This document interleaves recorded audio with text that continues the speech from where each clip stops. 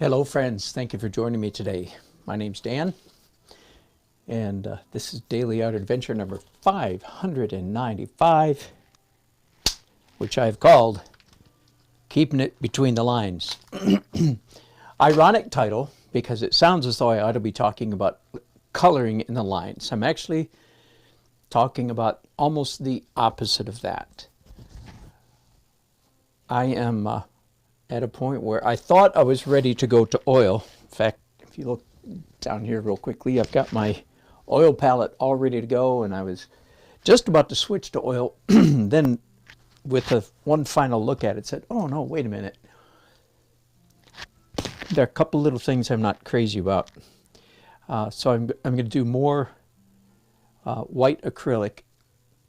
Virtually every painting, the last thing I do in acrylic is white. So this is very typical. I just thought I was finished with white acrylic, and then decided that there was more I could do to the painting. My sky needs a little bit more light in it. And I also decided I just need a little bit more outside the lines, so as opposed to keeping it between the lines. The subject here is actually about keeping it outside the lines. You perhaps heard me say, if you follow me much, you've heard me say that one of the grave dangers of putting any kinds of lines on your painting, whether that's the traditional oil painting approach where you start with vine charcoal sketch. Are you familiar with that? That's, again, very traditional approach to painting.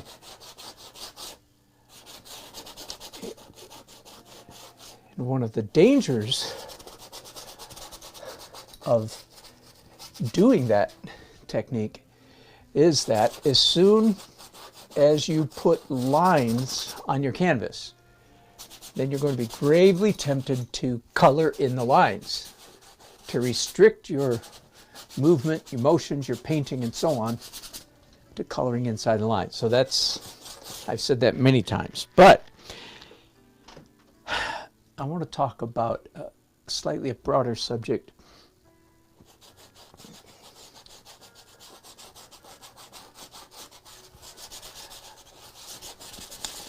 I'm discovering, of course, because I am still certainly in the process of discovering good art, good painting. What is good art? What is good painting? Right? Haven't arrived yet, to say the least. I'm still on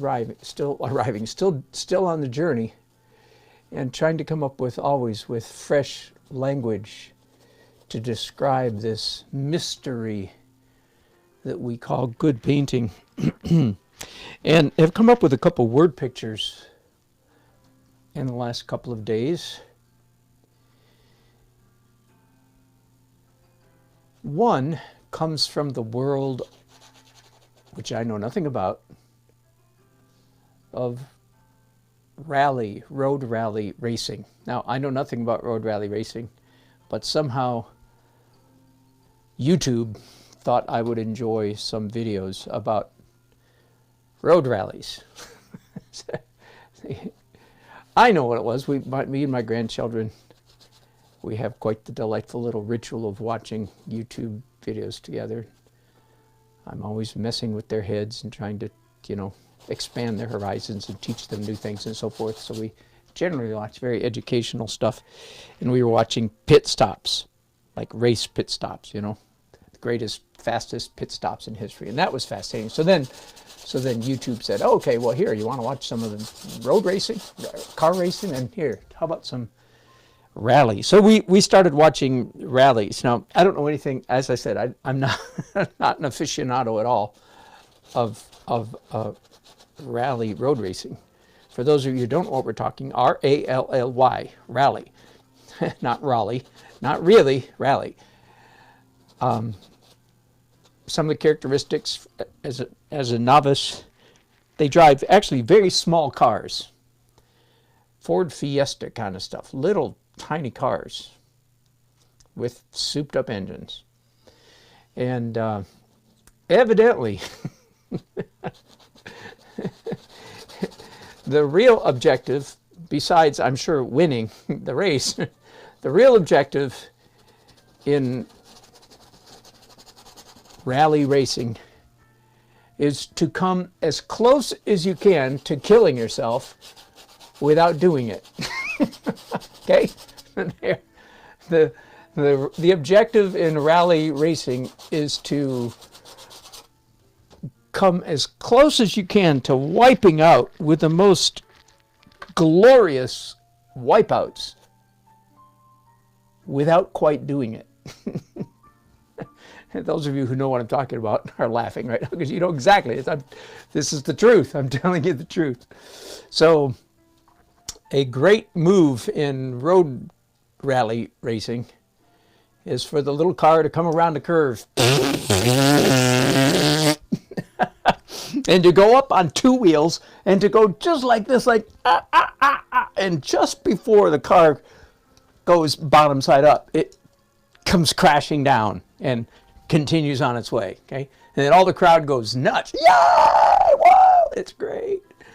Likewise, for the car to go flying in the air, whoa, and come down and crash. You wonder how the car holds together and how the driver and his assistant driver hold on to their teeth. You know, it's all just amazing. And they come crashing down on the ground and the crowd goes wild. Okay, so that's rally racing. What in the world does that have to do with oil painting? Well, I've decided that's a pretty good analogy to good painting. Okay, now I need to back up a little bit, especially for those of you who perhaps are new to my channel. Let me nail down some things that are fairly well established by me on this channel. The language I've been using in recent weeks has been this. For artists, for painters, the first half of our journey is spent learning how to paint stuff that looks like stuff, or draw stuff that looks like stuff. Okay? The second half of our journey, which not everybody goes in for, but in my opinion, the mature side of life, the second half of journey is painting, is learning how to paint stuff that looks like paint. If I'm being kind of cute there with my language, of course. First half of the journey, learn how to paint stuff that looks like stuff. Second half of the journey, learning how to paint, period. I could just stop, put a period there, say, there. That's what I mean to say.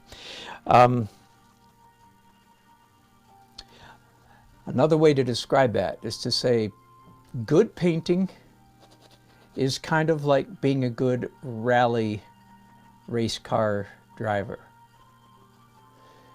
You want to come just as close as you can to wiping out without wiping out. What does that mean? What in the world do I mean by that? Well, let me try to put it in another language. Good painting, in my humble opinion, means to render, that means draw, the thing.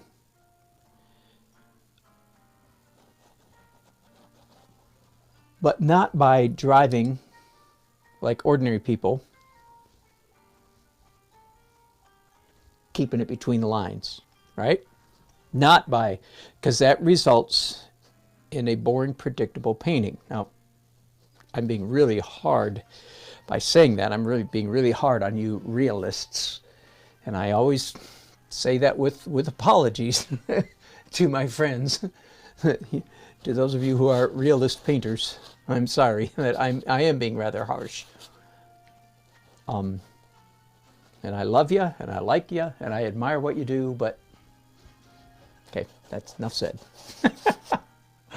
But I like Rembrandt better. Okay.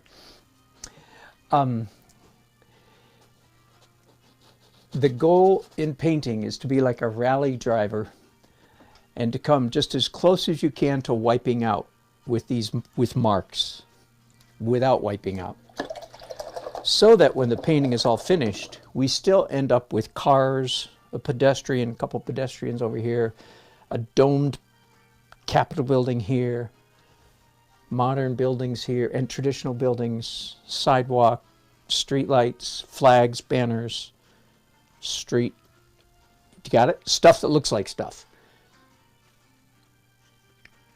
But not with marks that are careful, 45 miles an hour between the lines. No, no, no. We want to paint like a rally driver. Without the, okay? We want to get it up on two wheels. Woo, and just before we smash and lose the image, we come back down and land and go, whew, good, made it. I have another analogy for you. Changing gears completely. So I've been thinking about this. I've been trying to think how to describe what is good painting. And I've discovered that there are actually several areas of human endeavor, human achievement, that are parallels to what I'm describing. So I'm going to turn up my music here for a second. Let me use a completely different analogy. So again, first half of life, first half of art journey, learn how to paint stuff that look, you young people, that's your job. That is your job. And frankly, I think that's what 90% of art college ought to be about. The professors should not be teaching their students how to do the crazy stuff. They should be teaching them how to paint stuff that looks like stuff. They're far too young to start. If you start learning how to paint crazy at age 20 or 22, you haven't finished the first half of your journey, probably, unless you're a freaking genius. And no, I don't believe you are a freaking genius. Anyway, sorry to be so offensive. Another analogy from a completely different area of life. The other night, I had a delightful experience of attending a live concert, music concert, mostly jazz, and the drummer had a couple of drum solos, okay? And I was taken back to, my days when I was more of a full-time musician instead of a full-time artist. And let me just take just a minute to describe, because some of you are, this is not your world, but you might find it interesting anyway. In the world of percussion, drumming, especially, maybe only jazz, but especially jazz drumming, okay? One of the ways to describe a good jazz drummer is sort of the way I just described road rally race car driving. You want to ride right on the edge of a crash, but then you come back. And in music, it's very different. I'll try to act this out for you, just for fun. So in jazz, let's say you've got a beat going.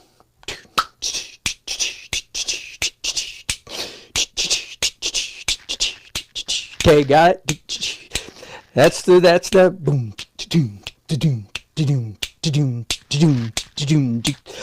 And when the jazz solo starts, when the drum solo starts, he might go something like this. dum, dum, dum, dum, bop, bop, bop, bop, bop, bop, bop, bop, bop, bop, bop, bop. Now, what you guys can't hear is that while I'm going bop, bop, inside my head, this is still playing. Boom, doom, doom, doom, doom. Now I'm not a good drummer, so I can't do what a real drummer could do. So, so let me do another. So, same beat. Doom, doom, bop, bop, bop, bop. Okay, let me start over. Doom, doom, doom, doom. Bop, bop, bop, bop, bop, bop, bop, bop, bop, bop, bop, bop, bop, bop, bop, bop. Anyway, inside my head, inside the mind of a good drummer, that's what's called in the groove. The drummer, in his mind, he keeps that same beat going the whole time. But while he's doing that, he's playing everything but the groove. He's not playing boom, da-doom, da-doom, da-doom, da-doom, da-doom, but that's going on in his head. Meanwhile, he's playing bum, bum, bum, bop, bop, bum, bop, bop, bop, etc., etc.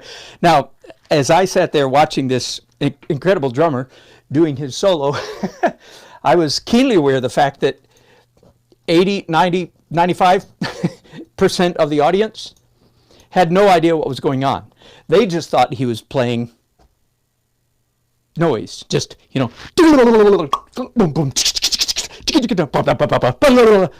probably some of them wondered, well, I don't know, that's not very hard. I mean, he's just playing fast. Because only and I couldn't, there were times where I was a little bit lost too, like, okay, I've lost the groove. I'm sure he's still got it, but I don't hear it anymore. And that's a sign of a good drummer. The better the drummer is, the larger percent of the audience he can lose.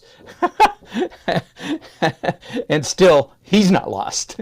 That's kind of a funny description, but whoops, hang on. Okay, so what does that have to do with painting? Well, it's kind of like that in art, in good art, good drawing, good painting. What am I doing right now? What are all these marks? This is me doing a drum solo, but underneath is a picture of boom, ka-doom, cars, people, street, signs, flags, streetlights, buildings, sky, building, sky, doom, ka-doom. But on the surface, I'm going, woohoo! That's kind of an analogy.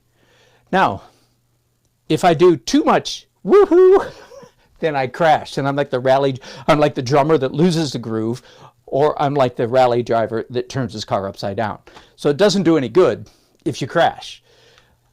You don't want to crash, but if you just play it safe and keep in between the lines, then you're painting a boring painting. So there you go.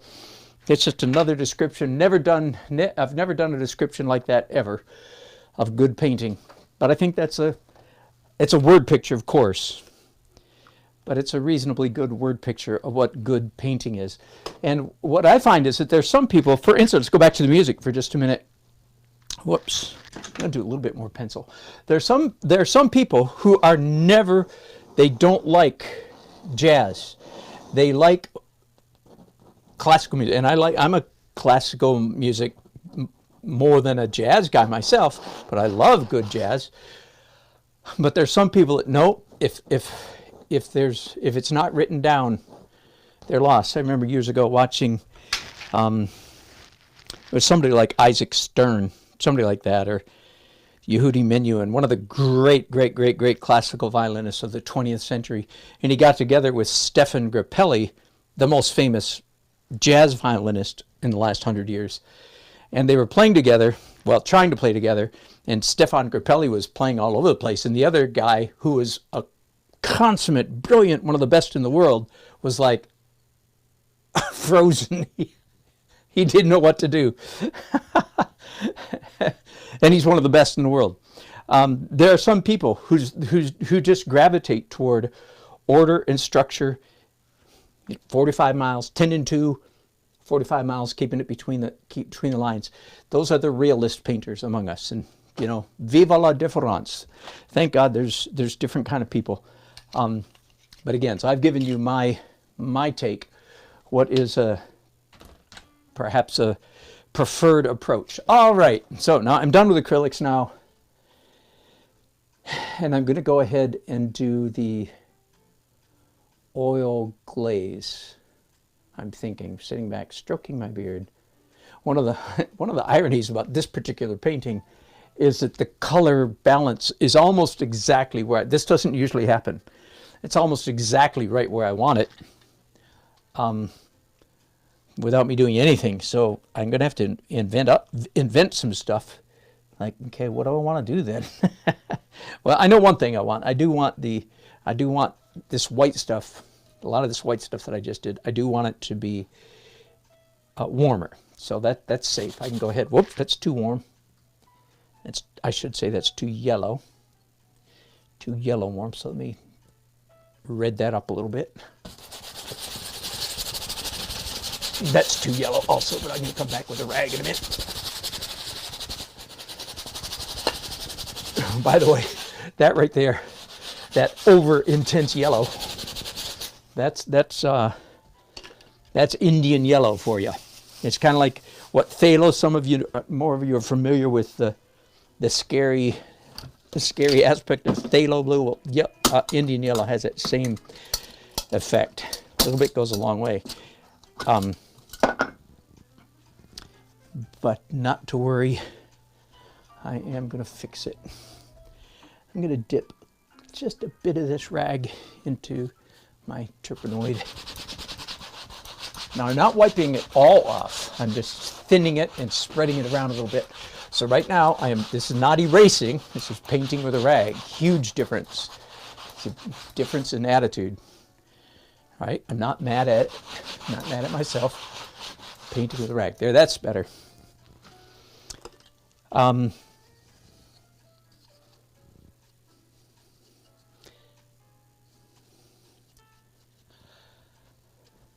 Let me go back to what I was talking. Whoa, how about that for some red? Surprises are good. They really are. Surprises are good for you. Back to my word pictures, my analogies for good painting is like a road rally, or it's like a jazz drummer.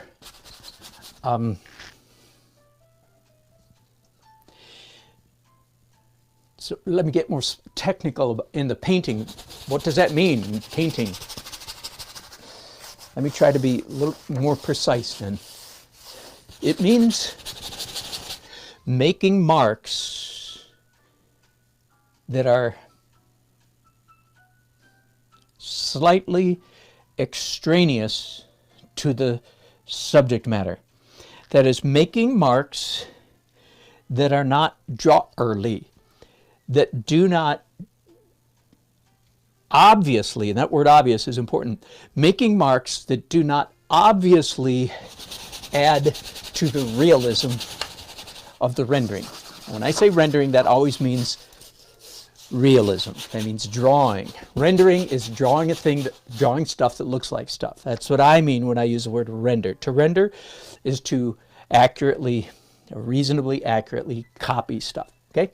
So what does it mean to color outside the lines and to play dangerous like a rally driver or like a jazz drummer? It means to make marks on your canvas that are not immediately recognizable as adding to the realism or the similitude. Now here's part of the trick. They in fact do add to the similitude, but the connection between the mark and realism is not readily apparent. Now, if that sounds difficult, you're paying attention. If that doesn't sound difficult, you're not paying attention. It is difficult. Making marks that actually add to the impression, the rendering of the subject. But the marks themselves, if you look at them directly, the marks, they don't look like they are adding to an accurate rendering of the subject matter. Boy. Now, can I point to any marks that are, well, yeah, the whole canvas. Okay, let me try to zoom in on a couple. Let me see if there's an area I'm kind of happy with. Okay. This area right here. This is, I think you can tell, I'm trying to indicate a building, the side of a building in perspective, and it's got 3 or 4 windows in it. Bum, bum, bum, bum, bum. Foxhole Willie. I love it. Rally, no such thing as a happy accident. That's great. So you can see that I'm trying to achieve the effect of a row of windows. But if you look carefully, I've got one mark that goes right across like that at the wrong angle. Another smudge there, another little tiny mark there, another smudge there, another smudge there. The lines, the dark lines aren't quite straight. They kind of dance and wiggle around a little bit. So when you study the marks themselves, they go, you could say to yourself, that ain't right, that ain't right, that ain't right. Are you with me? And yet when you back up a little bit, you get, oh yeah, I get it. Windows. Let me pick one that's a little further outside the lines. Here's a street light. So it's going to be lit up. I'm going to lighten it just a little bit. Okay, so the street light is light. But look, here's a mark that goes from here down to here, smeared there, line that comes up here, a couple dots out here, a line there. That is a mess. And when you look at the marks directly, when you focus on the marks, you go, that ain't right. I don't know why I have to say it in that colloquial accent, but. And yet when you back off, when you back up, you go, oh yeah, glare of a streetlight. Same thing down here in the distance part of the street. Now, what is this here? That's just a mass of traffic, just a whole bunch of cars coming and going, some coming, some going, a street going this way and a building behind it. And when you look at every little mark up close, you go, nope, none of that. No, I don't see anything in there that looks like what I just described. Traffic coming and going, building, a lawn, a row of bushes, a series. I mean, you could see the windows up here, but down here it just fades into fog, right? Nothing looks correct. But when you back up, you go, oh yeah, I get it. This street just goes into kind of a fog, a mist of bouncy light. Does that make some sense? I hope it does. That's the best I can do. That's the best you're going to get out of me. All right, let's continue then painting. I can't wait to read some of your chats that you guys are sending. I'll get there in a minute. Now I'm just adding ultramarine blue to these brushes that are already dirty with brown on them. So I'm getting a very, very dirty bluish gray, perhaps you could call it up there. But now they have a little bit less brown on them than they did a minute ago, right? So now I've added some phthalo blue.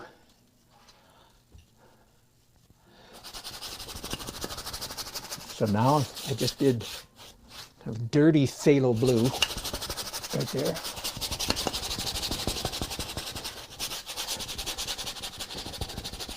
And by the way, yes, the thought of doing all this stuff with one hand would drive me nuts. Just slow, slow, slow, slow, slow. You guys that are trying to do two hands, at least start by doing two hands when you're doing the messy stuff like this. Start forcing your left hand to do the easy stuff. I've mentioned before, when I first started doing two hands 12 years ago or so, I started by forcing my left hand to clean the brushes. That was all, just put it in the bucket and swish. My left hand didn't like doing that. And as I like to say, I said to my left hand, shut up, clean the brushes. Then I started making my left hand gesso the canvas. My left hand did not like gessoing canvases. And I just said, shut up, gesso the canvas. Get the idea? So if you're interested in trying to start the two-handed thing, just make your hand do wrong hand, whichever hand that is. For most of us, it's our left hand. Make your wrong hand do stupid stuff. Do like this, the easy stuff, right? And little by little graduate to the more advanced.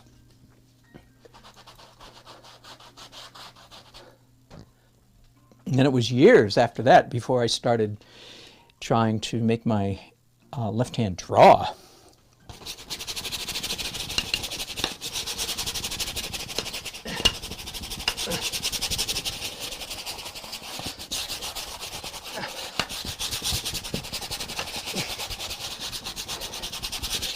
I'm doing blue down here on the asphalt on the street, following that old instruction I often give when you're doing a cityscape.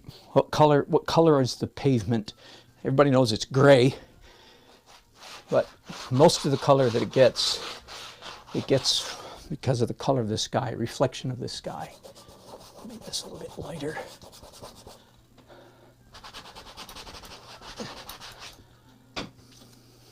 All right, I'm very close to where I want to be here. I've got blue on my brush, dirty blue on my brushes right now. So I'm looking for, is there anything that I want? Yeah, there is, way up there.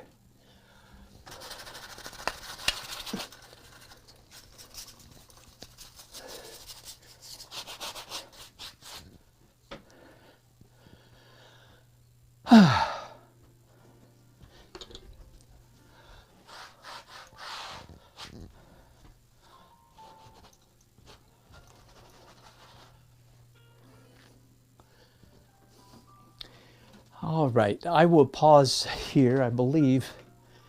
And at this point, I go to one of two things. I either I draw. Let me look for a couple brushes to show you what I mean. So I get out some really small brushes like this. Two long filberts. I love, silver brushes are my favorite, by the way. Filberts, long filberts, number 3 and number 4, for instance. And I'll either draw with dark transparent oil paint, or I pick up pencils. Again, for any newcomers, that's the Jerry's Artorama Jumbo Jet Black. Kind of a slightly greasy pencil. A wax is really the correct word. So I either draw with pencil or brush, and then go from there to the fuzz layer. I'm getting ahead of myself though. And so I'm going to hang up on you guys, do some thinking. I'm happy with the way the painting's going, and just a couple more layers to go. Let me now pick up what you guys have been saying. Look forward to reading your chats. Wow, lots of them. Good activity today. Vincent says to one of my regulars, to the right side, our perspective lines are off. I don't think so, but I will look at it. There's my vanishing point. That's on, that's on. Those are on. I think that's it. Thanks for making me look, Vincent. Looks pretty good. And sometimes things look weird on the camera. I do understand that. Thanks for the tip, though. And Lori Johnson says, hi, Dan. Thanks for taking time to include us. You're very, very welcome. What inspires me to get up and get to the canvas every morning? What a great question. First of all, what time is it? I just started painting today at 3 o'clock. Oh. I spent 5 hours doing busyness emails, phone calls, text, film, all kinds of stuff. All kinds of stuff. So what gets me out of bed is the thought of painting. What makes me turn over is the thought of doing all the business stuff that I need to do that's not painting. It is, Lori, that to answer your question though, it is surely just the joy, the thrill of painting. One of the happy things, and this is a happy spot all artists want to find. For me, at least so far, I've found it. I paint in several distinct layers, as you probably know, roughly 13, 14, 15 layers, not counting the messy between, which make us over 30 layers. I look forward to every single stage, every single layer. Like I just finished the glaze layer. Now I'm excited about drawing. So that is one thing that really keeps me going, is I'm always excited about the next phase. I'm very blessed in that regard that I've stumbled upon a technique that fits my personality very well. I don't want to discourage anybody, but I have never struggled with blank canvas paralysis. I know a lot of people talk about that, and I would like to be all sympathetic and say, yeah, I know how you feel, but I don't. It's never happened to me. So there you go. If you have that, if you struggle with that, you'll have to find comfort somewhere else. But that's a great question, Lori. Liquid Game says hello. Nicholas Bravo, regular, says hello. Darth Teller says, it's not the detail that makes a painting, you're creating an illusion. Excellent words. That's exactly correct. It's the illusion of detail. Very, very well put. Yeah, and Vincent says correctly that a good painting is a capture of the moment and the impression, the color of the moment in time. That's exactly right. And Darth says, I like this. This is getting a little wacky. Karen appreciated my Reichak, and Nicholas laughed at my analogy. Good job. Oh, okay. Vincent, now straight to your right. The painting, the shortest building, the roof line. I think you mean this. And again, I will double. Now, it's a little bit weird. This is a curved awning. I don't know if that might be. Oh, I bet you that's it. That's it. And that makes a good point. If people can't tell what's going on there. So the perspective here really starts here. This is that might be it, Vincent. Thank you. I will check on that. And again, if I can't make that read right, then I'll need to, change that. And I already read it, Foxhole Willie in a rally card. No such thing, unlike painting, no such thing as a happy accident. Karen says, unless it causes you to win. Good job, you guys. It's fun. Oh, good. Is it a giant wax pencil? No. Some person says, not quite. It's a wax-based, and not everything you buy at the art store tells you what's in it. There are certain charcoal, they're just called charcoal sticks. They don't tell you this is a wax-based charcoal and so on, oil-based, water-based, and so forth. But this is technically a wax-based, which is technically an oil-based. But it's not, it would be wrong to call it a grease pencil. It's drier than a grease pencil. Again, we're talking about this Jumbo Jet Black product made for Jerry's Artorama.